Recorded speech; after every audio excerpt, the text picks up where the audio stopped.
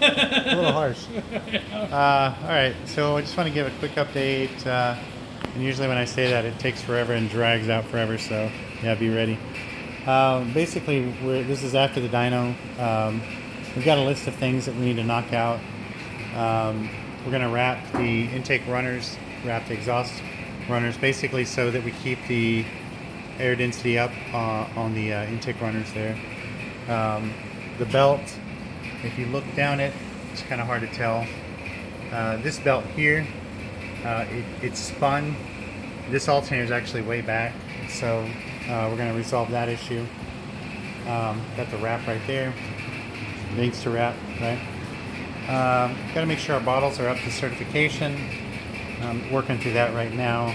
I know that the one that's out of there, I think it's for the engine bay, is definitely expired, so we're going to get that. We had a breaker right here that was bad. That's for the alternator. We got that replaced. Got the correct seat in it. It had the smaller seat for the other driver. We're bigger, so we need a bigger seat. We're going to have an O2 sensor so we can watch real time. It ties in off of, I think, that plug or another plug. So we got that.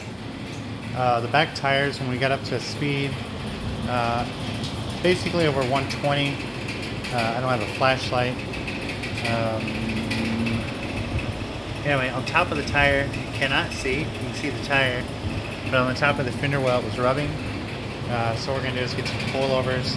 Unfortunately, these air shocks are really expensive, but they're just not going to work for what we're doing. It's not worth risking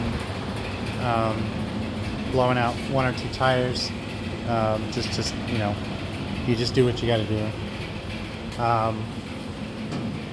There's some other things I can't think of right now. We're having issues with this boot. We're working through that. Basically, the boot was getting hung up in the mechanism. It was previously glued to the casing, which I don't have it.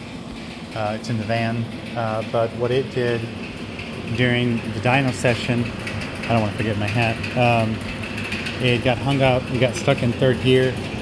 You know, that would have kind of been a bummer, to say the least, out at Bonneville. We do have our measurements as far as height-wise. When we adjust the rear coilovers, we got some custom QA1s ordered from QA1. So we're going to check the height, measure that, and make sure we're at least 1 inch higher. We should be safe at that point. So that'll be good. The tires, we got to make sure that there's clearance, because they're also going to grow at speed, which is something we could not test at the dyno. I believe these are 24s. These are not race tires, these are roll-around tires. So 22s.